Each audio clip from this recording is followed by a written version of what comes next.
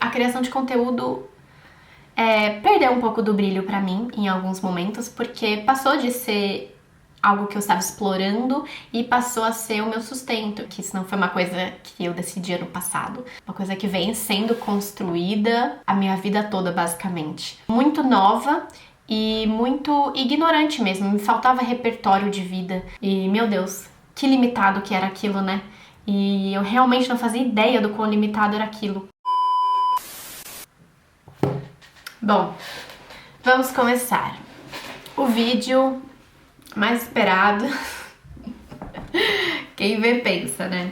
Oi, minhas irmãs, como vocês estão? Eu espero que muito bem. Finalmente vou trazer aqui o vídeo que eu mais queria criar nos últimos tempos e que vocês me pediram, que eu vou contar quais meus planos para 2024 e o que vocês podem esperar dessa nova fase aqui no canal, da minha vida, da minha criação de conteúdo. Afinal, o que eu vim fazer aqui na Alemanha? Esse vai ser um vídeo bem de bate-papo, bem de, podcastão. Então pega seu chá, seu café, sua água, o que você for tomar para me acompanhar nesse bate-papo. E bora lá, que eu tenho muita coisa que eu quero conversar com vocês hoje e acho que vai ser bem esclarecedor. Vamos falar um pouquinho sobre a minha carreira profissional. Apesar de algumas pessoas não entenderem ainda, ser criadora de conteúdo é uma profissão e é uma profissão que eu tenho levado full time, ou seja, tempo integral, há pouco mais de 2 anos. Então essa tem sido o meu trabalho full time job desde fim de 2021, então um pouco mais de 2 anos e alguns meses. Que isso se tornou meu trabalho 100%, mas eu comecei em 2020, início de 2020, eu comecei a criar conteúdo pra internet, então vocês podem ver que teve aí 1 ano e meio, quase 2 anos, trabalhando de graça, né, até conseguir realmente monetizar e fazer disso a minha profissão. Mas vamos voltar um pouquinho mais.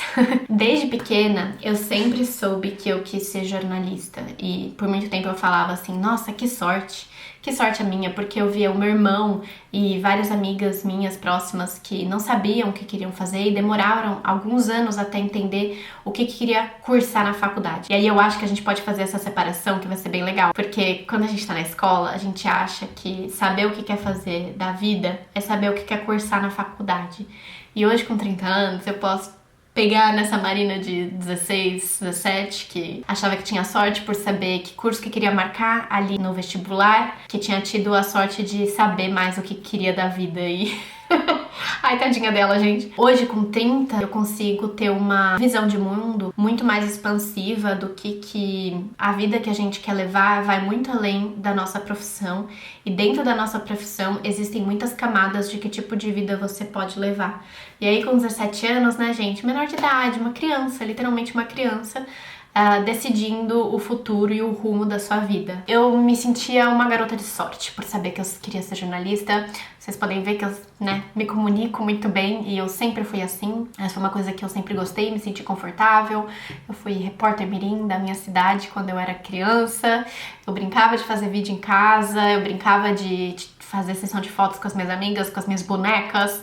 Então, eu sabia que isso era uma área de interesse minha e eu imaginava que, então é isso, essa é uma coisa que eu gosto e então essa precisa ser a minha profissão.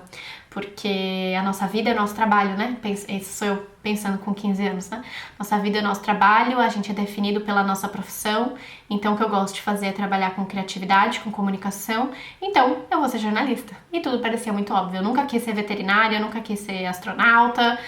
Eu sempre quis ser jornalista. Então chegou a época do vestibular e eu prestei jornalismo e eu consegui fazer faculdade de jornalismo, né? Vocês já sabem que eu tive a bolsa do ProUni 100%, então eu pude fazer uma faculdade particular muito boa na minha área, né? Eu fiz Mackenzie, foi super legal, foi super importante. Eu estagiei em vários lugares, mas o meu último estágio foi na televisão, que eu lembro dos meus colegas de classe impressionados com aquilo e falando, caraca, nossa, que legal. Então eu falava, eu acho que isso é uma coisa que as pessoas valorizam, apesar de eu não ter nunca tive esse sonho de TV nem nada, mas eu gostava do estágio, eu gostava da equipe e para aquela Marina de 17 anos aquilo parecia muito legal, né?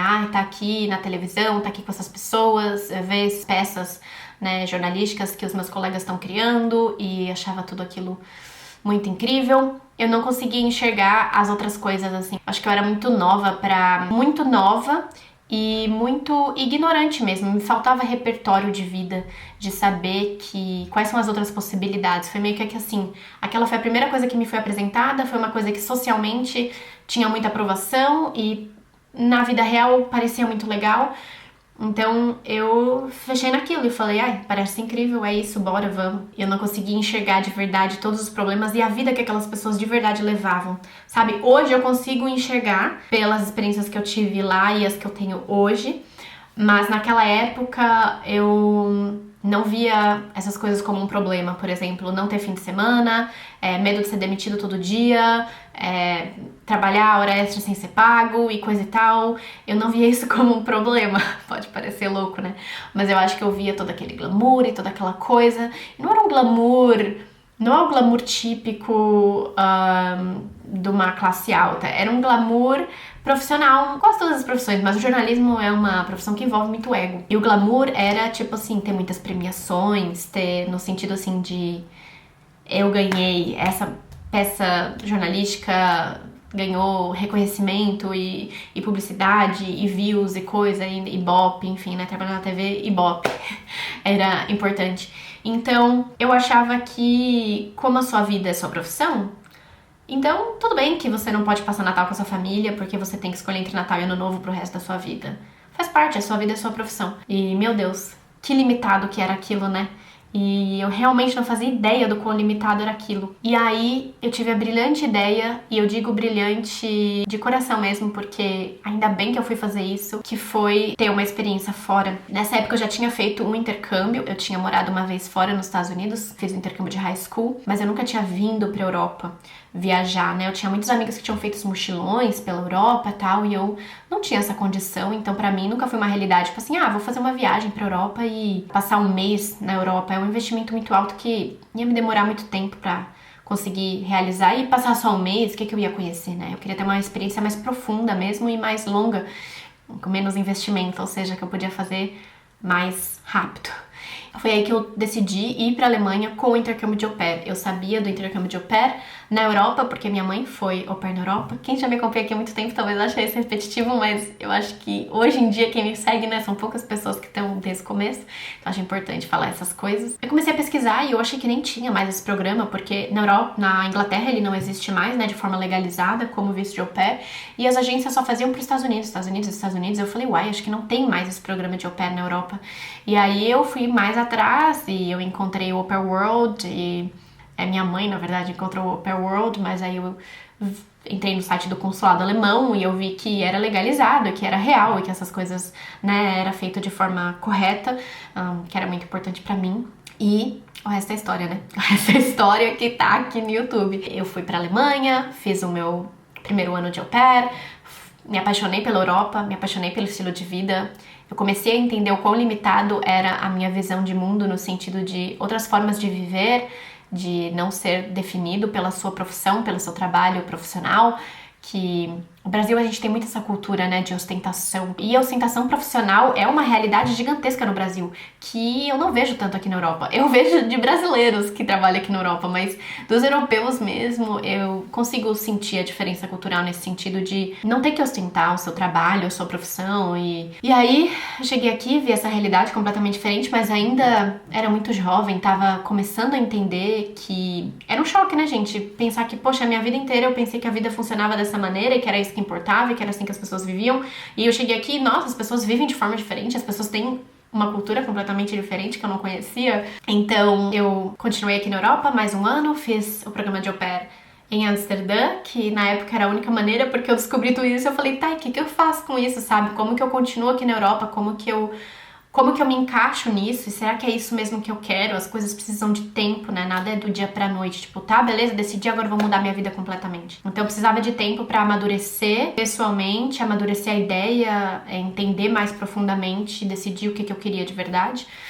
E eu sabia que eu queria continuar na Europa, mas apesar de estar fazendo o programa de au pair, ainda não era uma realidade pra mim. Simplesmente pegar minhas coisinhas de mala e cuia e ficar aqui. E existiam muitas opções, muitas coisas, e eu não sabia o que seguir. Foi quando eu descobri que eu podia fazer a cidadania. E eu tenho toda essa história aqui no canal, mas tô dando um resumão pra vocês entenderem da onde que saiu tudo isso, né? Que isso não foi uma coisa que eu decidi ano passado. Uma coisa que vem sendo construída a minha vida toda, basicamente. Descobri que podia fazer a cidadania, fui para os Estados Unidos para juntar dinheiro, veio uma pandemia, o que era para ser um ano acabou sendo quase 3 anos. E no meio dessa pandemia eu comecei com a criação de conteúdo justamente porque eu sentia muita falta de trabalhar na minha área, a área de comunicação, de me comunicar, de estar em contato, de criar, de escrever, de nananã. De lá pra cá a internet mudou muito, né? A criação de conteúdo mudou muito. Gente, quando eu comecei não existia TikTok, não existia Reels, não existia vídeos curtos. Era ou YouTube ou foto, Instagram era só foto. Instagram não tinha nem stories quando eu comecei, gente. Logo que eu comecei, um pouco depois começou com os stories, mas as pessoas ainda usavam o Snapchat.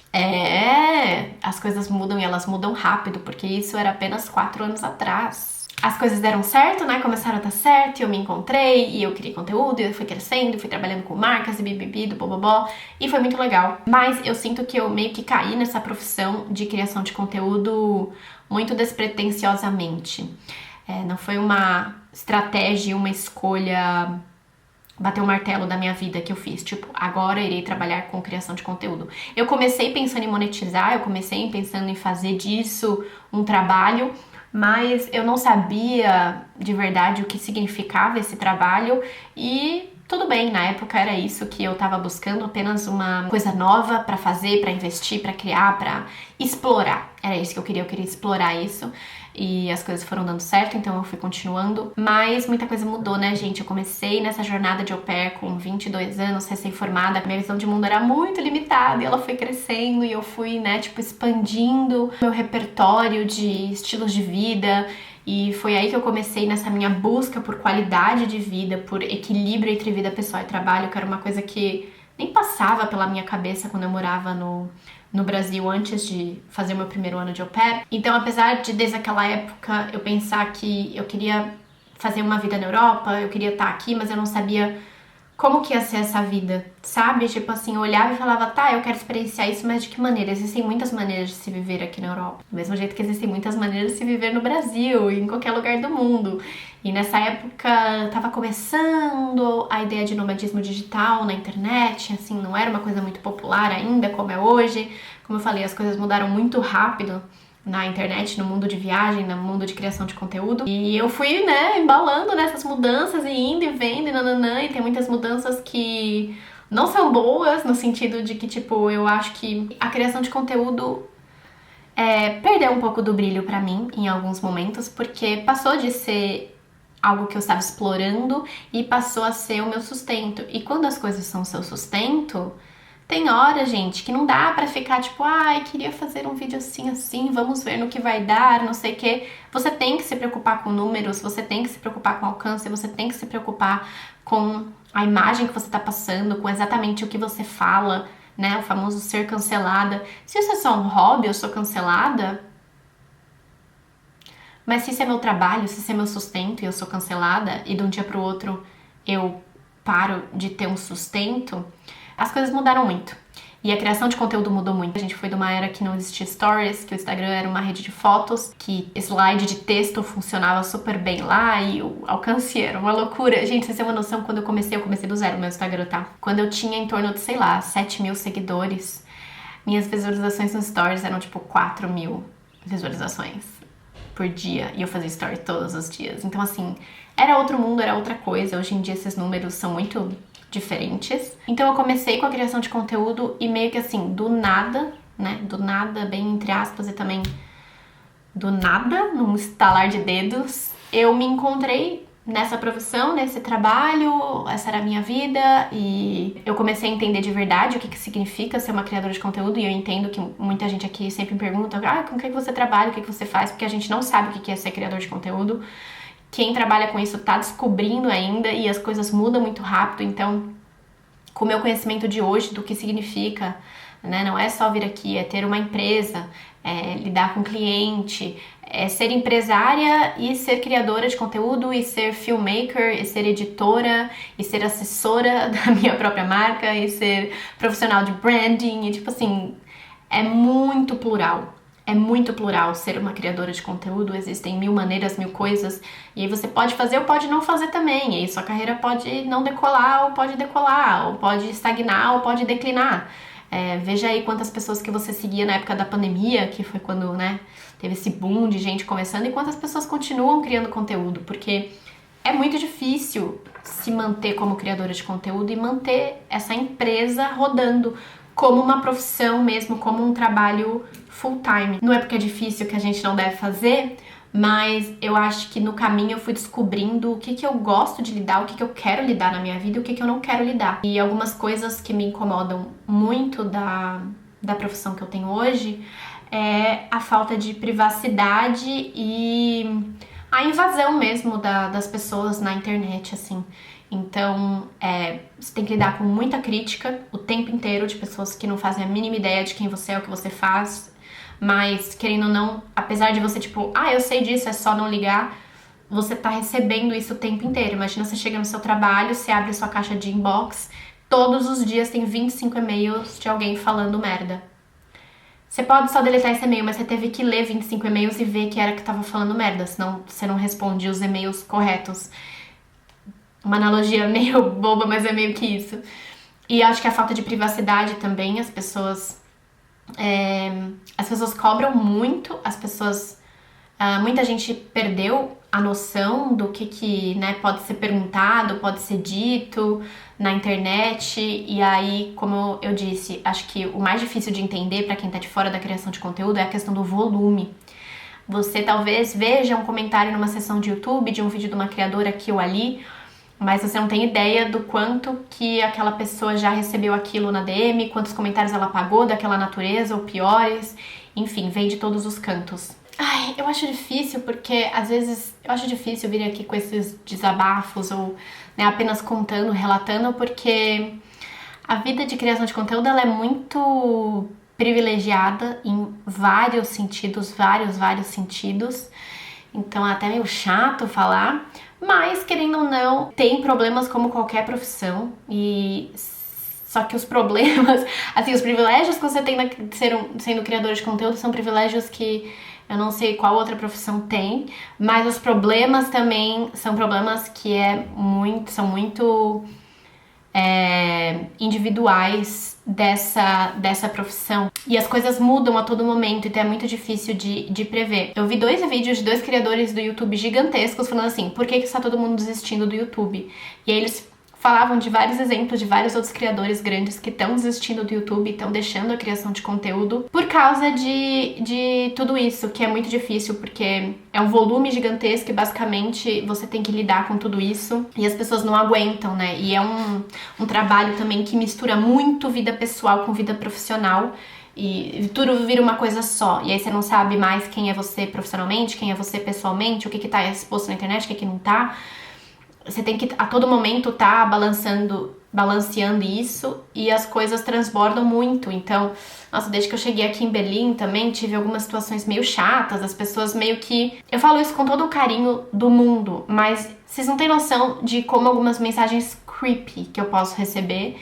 E algumas são muito fofas, são muito queridas também, na melhor das intenções. Gente, vamos fazer alguma coisa, não sei o quê. Gente, foram mais de tipo 20, 30 pessoas falando, e eu acho muito querido, muito legal, mas não tem como eu marcar um café com cada um individualmente, porque eu também tenho uma vida pessoal, e às vezes as pessoas me assistem e acham que me conhecem profundamente, mas é uma faceta, e eu não sei quem é você, então fica um negócio bizarro, porque você tá lá como uma criadora de conteúdo, e a pessoa como uma pessoa que te assiste, mas você não sabe nada dessa pessoa, e aí também teve gente que, tipo assim, sei lá, às vezes um negocinho que eu postava assim...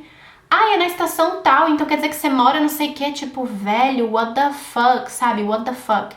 Isso me incomoda demais, eu me sinto muito invadida, e não é uma coisa exclusiva de Berlim, já aconteceu nos Estados Unidos também, quando eu morava, que eu aprendi, porque eu postei que eu tava num bar, quando eu tava num bar, e tipo, gente, keep in mind, eu tinha, sei lá, 5 mil seguidores, foi logo que eu fui vacinada da pandemia, porque eu comecei na pandemia, então eu não tinha muita noção do que era ter um perfil público, vamos dizer. E aí teve gente que me seguia que foi lá pra aquele bar naquele dia, naquela hora que eu tava lá. E aquilo freak me out, assim, eu falei, caralho. E aí não falou nada, e no dia seguinte falou assim, eu te vi no bar tal ontem, não sei o quê. Gente, era um barzico, assim, de tipo, bem pequeno, né? Nos Estados Unidos as baladinhas, barzinhos são bem pequenininhos lá em São Fran. E eu fiquei tipo, mano, aquela pessoa tava ali me observando naquilo. Ai, gente, it's not nice. E, tipo, a pessoa pode ter a melhor das intenções, mas não dá pra saber. E por isso que cada vez mais eu tive que, tipo, a gente reclama, às vezes que eu posto, e aí fala, faz não sei o que é aí do lado. Eu falo, gente, isso foi ontem, eu tô postando coisa de ontem. Ai, nossa, mas nananã, isso tira a espontaneidade. Tira a espontaneidade, mas me protege, porque as pessoas são sem noção e malucas. Então, assim, foram coisas que eu acho que, tipo, não tem como saber se você não realmente trabalha com isso. E aí, cada vez mais eu fui lidando com essas coisas e eu fui tentando contornar e, né, tipo, postar a coisa um dia depois, e impor mais limites e não sei o que, e bloquear a primeira merda que a pessoa fala, eu já bloqueio, a pessoa não pode mais ter acesso, não pode mais comentar, eu não tenho que ver aquilo, mas sempre vem algo novo e aí quebra a bolha. Enfim, foram coisas que eu fui percebendo e eu falei, eu não quero levar isso pro resto da minha vida. Eu não quero mais construir a minha carreira inteira em torno disso, porque é uma questão de tempo até eu surtar e ser que nem mais uma dessas pessoas que começou a criar conteúdo na época que eu comecei e desistiu e não posta nunca mais e não sei o que, e não deu certo, vamos dizer assim, tipo, acabou o negócio. Deu certo por um tempo e acabou desistindo porque, tipo, vai chegar uma hora que talvez essa também seja eu. Então, eu percebi que eu queria diversificar a minha vida profissional e não depender mais somente disso, abrir mão de todos os grandes privilégios que eu tenho trabalhando como criadora de conteúdo, né, da flexibilidade, da não sei o que, da não sei o que lá, continuar lidando com algum dos grandes problemas que essa profissão tem, mas eu decidi que eu queria expandir e ter outras experiências. É porque que eu trouxe todo esse... Eu sinto que eu falo melhor quando eu tenho um objetozinho na minha mão. Eu contei da minha trajetória, né, desde o começo, pra vocês entenderem quais foram as minhas experiências e como o simples fato de ter tido experiências novas e diferentes fez com que eu me entendesse muito mais. Eu entendesse muito mais do mundo e eu pudesse fazer escolhas melhores e ter mais certeza do que eu quero pra minha vida. Por exemplo, ter feito um estágio que hoje em dia eu olho e falo, meu Deus, não quero mais ver aquilo, foi bom, porque hoje em dia eu olho e falo, nossa, não é esse estilo de trabalho CLT que eu quero ter, porque aquilo era muito tóxico, aquilo fazia muito mal. Então foi bom que eu tive, que eu posso olhar e falar, podia ser pior, podia estar passando o que eu tava passando ali. Então, assim, isso existe também. Então, é importante saber o que existe, ter experiências, mesmo que às vezes não seja uma experiência tão positiva. Eu acho que ter essa carreira online com todos esses privilégios, mas também lidando com todas essas partes ruins, me torna uma pessoa mais forte para encarar outros desafios e falar, aquilo também não é aquela mil maravilhas que parece na internet. Eu tentei, eu fui, eu fiz, eu vivi. Eu tive essa experiência e agora eu quero expandir um pouco mais. O que me leva a... Demorei, né? Falei. Eu falei que isso aqui era vídeozão podcast. Eu vou voltar a estudar. Eu sei que muita gente já sabia, muitas irmãs comentaram e eu tava até curtindo os comentários, mas eu ainda não queria contar porque... Eu queria estar aqui, chegar, terminar, ver tudo, porque às vezes, sei lá, às vezes a gente conta antes e as coisas dão errado, então eu queria estar com tudo certinho pra contar pra vocês. Mas nesse mês eu estou iniciando um mestrado aqui na Alemanha, gente, aqui em Berlim. Ai, que loucura! Sim, vou me aventurar na vida acadêmica. E por que eu escolhi fazer um mestrado aqui fora e não no Brasil? Porque sim, eu cogitei fazer isso no Brasil. Qual que é a minha ideia, qual que é o meu plano? Vamos lá, próximo capítulo desse vídeo.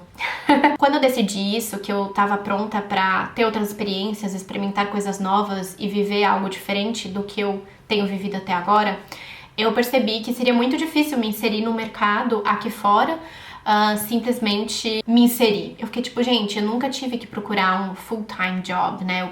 Eu sei prospectar clientes como freelancer, que é isso que eu tenho feito há muitos anos. Quando eu tava no mundo acadêmico, eu consegui vários estágios, eu fiz vários estágios porque eu ia falando com as pessoas e não sei o que, e eu tinha esse espaço que abria muitas portas pra mim. E eu falei, é exatamente o que eu preciso fazer. Eu preciso dar um passinho pra trás pra depois dar 3 pra frente. Então, talvez eu tenha que voltar a fazer um estágio, voltar a estudar, voltar a me atualizar profissionalmente para poder ter uma chance de entrar no mercado de trabalho aqui. Então, foi o meu pensamento. Quando eu terminei a faculdade, foi muito engraçado. Quando eu terminei meu bacharelado, eu falei, gente, eu nunca mais vou para um ambiente universitário, porque aquilo me drenou, aquilo foi uma chatice, gente. Vou ser bem blunt. Foi insuportável fazer o meu trabalho de conclusão de curso, o meu TCC. Nossa, que coisa chata. e eu terminei aquilo com tipo, ai, nossa, não sirvo pra isso, odiei fazer isso, recebi críticas na minha banca da parte escrita, porque no jornalismo você tem que entregar um produto e uma tese, né, uma pesquisa. E a minha pesquisa tava ruim. Assim, ruim não tava, porque eu me formei com excelência, eu tirei a nota máxima. Mas poderia estar melhor. É que meu produto tava muito bom. E eu sempre fui essa pessoa do produto, a pessoa de fazer o negócio, colocar a mão na massa, e não a pessoa do ficar lá citando fulano. Enfim, eu terminei muito assim, nunca mais eu vou fazer. E aí eu comecei a pesquisar, comecei a pensar nessa possibilidade, falei, nossa, cara, mas será que vai ser uma boa experiência? Porque o mestrado, né, é só tese. E eu conversei com algumas pessoas como que funcionava no Brasil, porque eu também não tinha conhecimento nenhum. E primeiro você precisa ter uma tese, e aí você aplica com a ideia de que você quer estudar aquilo e tal. E eu, nossa, não faço ideia, gente, não sei o quê. E aí eu comecei a pesquisar sobre mestrado aqui fora, e eu escutei algumas pessoas, a Bru Lewis principalmente foi uma grande inspiração, que eu escutei ela falando uma vez sobre essa diferença, porque ela fez pós no Brasil e tá fazendo mestrado na França, então ela tinha, né, esse repertório maior. É muito importante escutar pessoas que têm vivências que você busca ter e que você não teve ainda. E aí ela falou dessa diferença, que aqui o mestrado e a graduação, ele é muito mais direcionado para o mercado de trabalho. Então ele é muito mais para te inserir no mercado de trabalho, enquanto no Brasil ele é muito mais para você seguir dentro da academia. Ele é muito academicista. Então eu falei, cara, é isso que eu quero, me inserir no mercado de trabalho. Então, eu quero morar fora. E não sei o que, então tudo se encaixava. Foi aí que eu decidi que eu ia fazer um mestrado aqui. Demorou pra caramba, gente. Nossa, foi mais de ano pra... Enfim, é um baita processo. É muita pesquisa. Claro, se você, tipo, olha o primeiro lugar, toma uma decisão, vai e faz, pode ser muito rápido. Mas eu tinha muita coisa pra pesquisar, sabe? Porque é um investimento muito grande. E eu não tô falando só financeiro. Mais importante que o financeiro, porque o financeiro, né, tipo assim, você pode conseguir bolsa e tal, e pode até nem ser um investimento tão grande financeiro, pode estar numa escola pública, mas é um investimento de vida, de tempo, de recurso, sabe? Tipo, eu não quero fazer um mestrado e aí não atingir meus objetivos, ter que fazer outro e perder tempo. Uma coisa que eu não queria era perder tempo. Então eu pesquisei muito e eu percebi que essa seria a melhor opção aqui, nessa faculdade, nessa cidade, tipo, de acordo com tudo que eu busco e planejo pra minha vida, essa era a melhor escolha, mas eu também queria trazer esse papo, porque é isso, às vezes a gente tem que dar um passinho pra trás, vamos dizer, né, voltar a estudar, voltar pra escola, voltar pra escola não é dar um passo pra trás, mas pensando nos objetivos de tipo assim, quero me inserir no mercado de trabalho, mas aí tem um passo antes que você tem que se atualizar, tem que estudar, tem não sei o quê, e eu acho que escola, estudo, sempre é um investimento inteligente. Tipo, mesmo que assim, nem sei muito o que eu quero fazer, não sei o que. Mano, é um investimento que vai dar retorno. Se a pessoa fala que, tipo, não achou que a faculdade valeu muito a pena porque não usou o diploma, realmente precisa voltar pra faculdade pra entender que passar por essa experiência de estudo vai muito além de um diploma. É tudo que você aprende no caminho. É sobre aprender a ter independência, a correr atrás, a se comunicar com as pessoas, a fazer networking, como o mundo funciona. É muito, muito bom pra isso. Então, eu achei que essa seria uma experiência legal pra mim.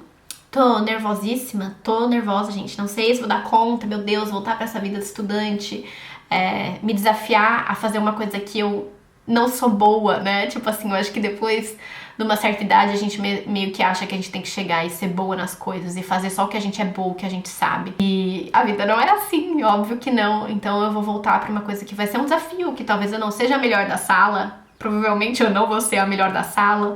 Eu vou estar estudando inglês, em outro idioma, tá? Pra quem perguntar, vai estudar em alemão? Não. Absolutamente não. Não tenho essa habilidade. E não sei se um dia eu vou ter, mas inglês é um desafio, apesar de eu ter, tipo, um nível super avançado de inglês. É um desafio, gente. Imagina estudar, academia, pesquisa. Se eu já achei que foi difícil no meu bacharelado, imagina agora, em inglês, em outro lugar, com outras regras. Ai, meu Deus! Então, enfim, pra finalizar, futuro do canal, como que vai ficar, né? Eu falei sobre as dificuldades da profissão que eu tenho hoje, sobre continuar, mas e aí? Vou largar o canal? Vou parar de criar conteúdo? É um vídeo de despedida? Não, gente, não é um vídeo de despedida. Como eu falei, a minha intenção não é largar isso daqui pra começar uma coisa nova. Eu quero expandir o meu repertório profissional. Eu quero ter outras vivências, eu quero aprender coisas novas. Só que eu li uma frase esses dias que eu até anotei porque eu achei ela incrível, que é assim: You can do anything, but not everything. Que é tipo assim, você pode fazer qualquer coisa, mas você não pode fazer tudo. Eu posso voltar pra faculdade e fazer um mestrado no exterior, em inglês, e me desafiar e nananã? Eu posso. Eu posso ser criadora de conteúdo aqui fora e me sustentar e não sei o que, não sei o que lá, e tipo, que é uma dificuldade, né? Ter um público brasileiro, trabalhar com marcas brasileiras que pagam em real e tá morando no euro. Eu posso, mas eu não posso fazer tudo. Eu não posso fazer tudo isso. Eu posso ser uma atleta profissional, crossfiteira, não sei o que lá. Eu posso, só que eu vou ter que colocar tempo, dedicação, né? Vou ter que me dedicar a isso. Não dá pra fazer tudo. Dá pra fazer qualquer coisa, mas não dá pra fazer tudo. Então, qual que é o meu plano pro futuro? Eu vou diminuir um pouco a minha criação de conteúdo, né? Então, vocês devem ter percebido que de 2 vídeos na semana, agora nós temos 1 vídeo na semana, pra eu poder continuar entregando qualidade, não filmar qualquer coisa aqui, fazer qualquer coisa, ficar sempre atarefada e não dar conta, afinal.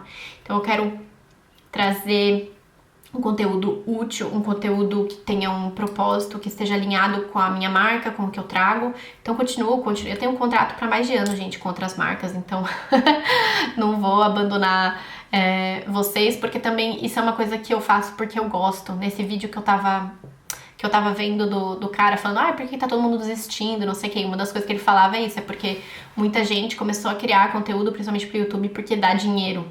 E aí faz porque dá dinheiro. E aí quando para de dar dinheiro, quando não tá funcionando mais, larga, porque não é uma coisa que a pessoa faria se não desse dinheiro.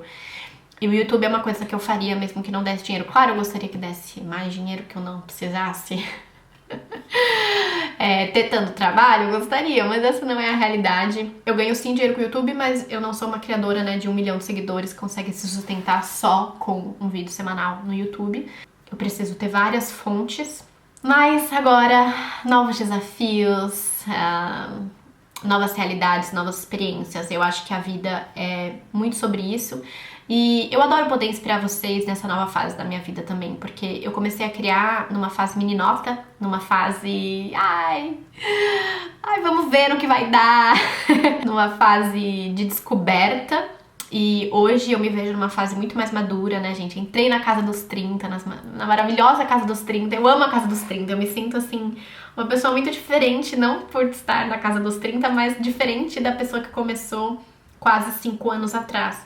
E eu acho legal inspirar outras mulheres que as coisas não terminam nos 30. Você ainda pode mudar de país com 30, com 40, com 50, começar uma nova profissão, talvez, ter uma nova experiência, cursar um novo curso, expandir, né, fazer um mestrado, doutorado, o que seja.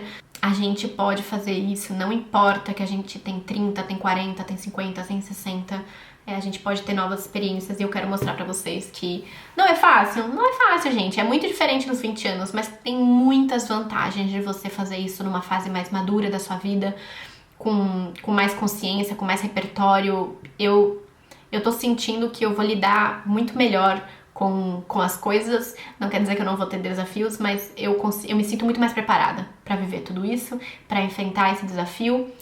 Tô com medo? Tô nervosa? Tô com medo de não dar conta, tô com medo de... Não é nem tipo assim, de não ser a melhor da sala, mas é de tipo assim, não passar, não conseguir fazer, não... Sei lá, gente, enfim. Muitas coisas novas a vir por aí. Tô muito feliz de ter vocês aqui comigo. Por favor, me contem aqui nos comentários. Eu quero essa sessão de comentários lotadas, porque finalmente revelei o que vai rolar. Eu quero saber o que vocês acharam, o que vocês pensam sobre isso. Mega beijo e até a próxima.